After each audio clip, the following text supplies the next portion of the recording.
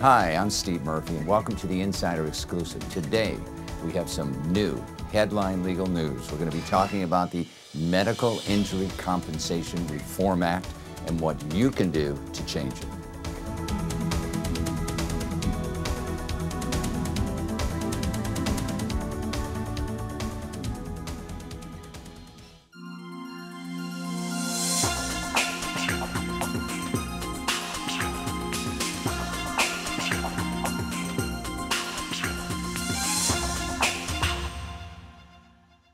I am pleased today to have with me Paul Kiesel. Welcome to the show. Thanks, Steve. Tell us a little bit about your firm.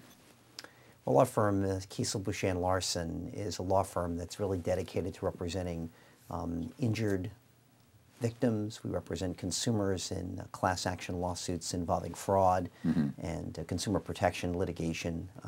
Really have sort of a remarkable practice. Today, we're going to be doing a little bit of a special on a law that was passed in 1975, Micra. And I want you to explain to our audience exactly what does that mean and what you hope to accomplish by trying to get, more people in the news to talk about how it affects them in a very bad way.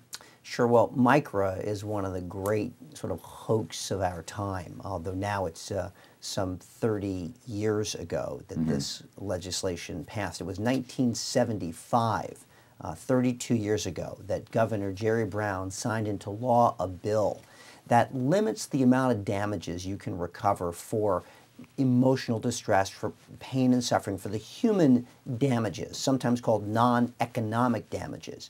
The most you can recover for non-economic damages today is, as it was 32 years ago, $250,000 is the maximum recovery. And they won't pay that. Right. Because why pay $250,000 in settlement if they can force you to go to trial, and that's the most they have to ever pay? Okay. Now, we're going to have some folks on here who have been directly affected by Micra. I'm going to bring in the first guest, Stevie Strong.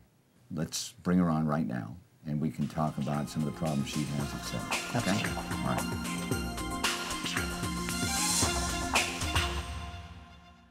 And I want to welcome right now Stevie Strong. Welcome to the show. Thank you. Your mother, unfortunately, passed away some time ago, and it was due to a medical malpractice issue, wasn't it? Yes, Can you tell us a little bit about what happened? This That- all took place over what period of time? It took place, it was a 9-day hospitalization. She was there for 9 days under hospital care for diverticulitis, which is something that is a disease, I guess, most common in older people. And however, my mother had just had her 59th birthday. She was healthy. Sure. She was beautiful. It was not something that people typically die from. And then I get a call very early, I believe it was Wednesday morning. Her bowel had been perforated, so they kept her there that long with a care plan that clearly wasn't working. And then taking away every and any opportunity she would have to fight, because she was a fighter, by then lacerating the artery and leaving her bleeding internally, and she died.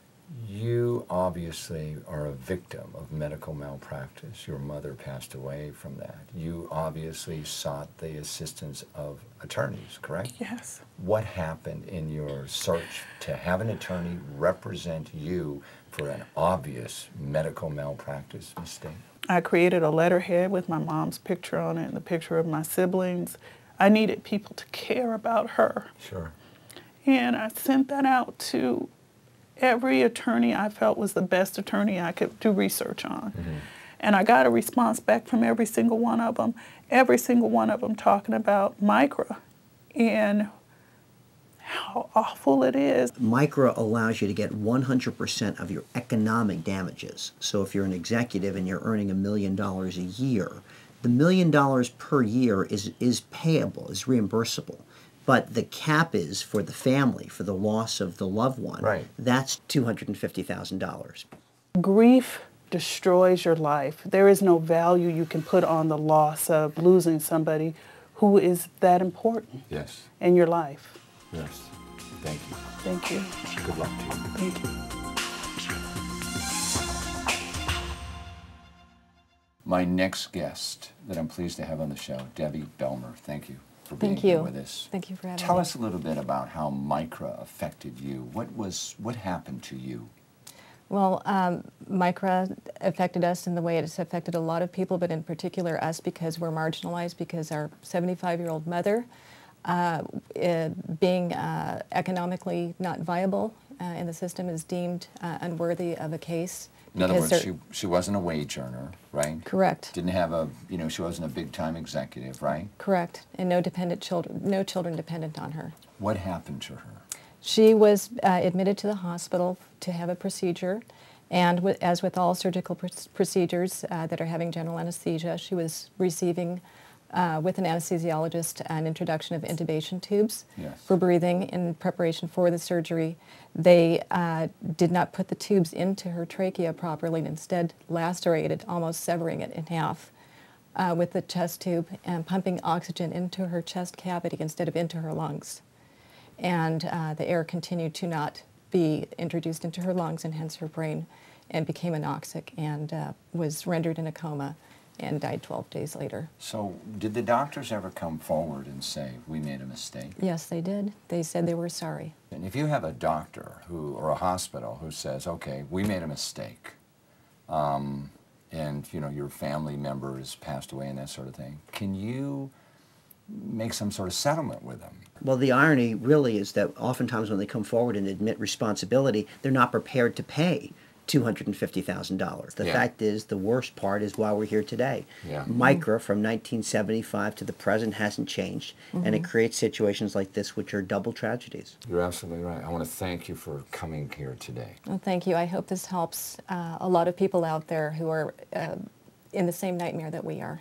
And there's a lot of them. And we're going to bring another one on in here in a minute. And thank you very much Thank for you being so on the much. show. I appreciate it. Thank you, Paul.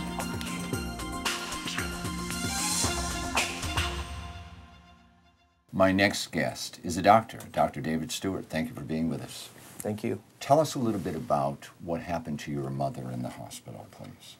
Well, my mother underwent a bilateral knee replacement for crippling arthritis. And on the second day after her surgery, she developed an acute abdomen.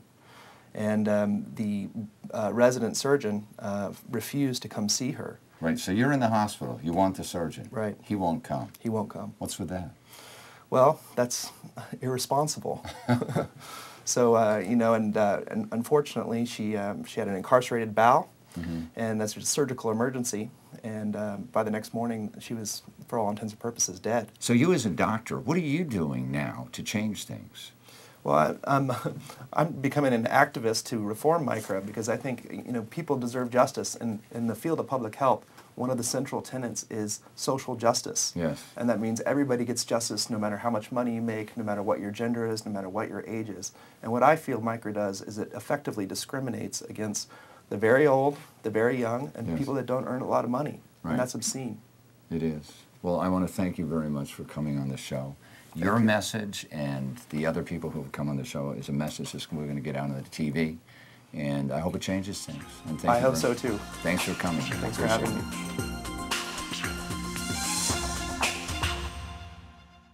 Paul, we've heard 3 people that are actually victims as a result of Micra. How do we change it?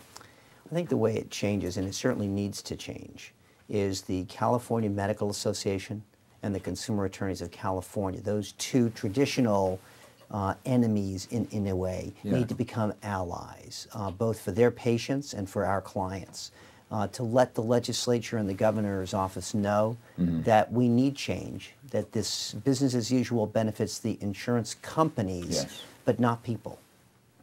I want to thank you very much for being on the show. Would you kindly hand out your website and your telephone number, please? Of course. Again, it's kbla.com, and we're at 310-854-4444. Thank you very much again.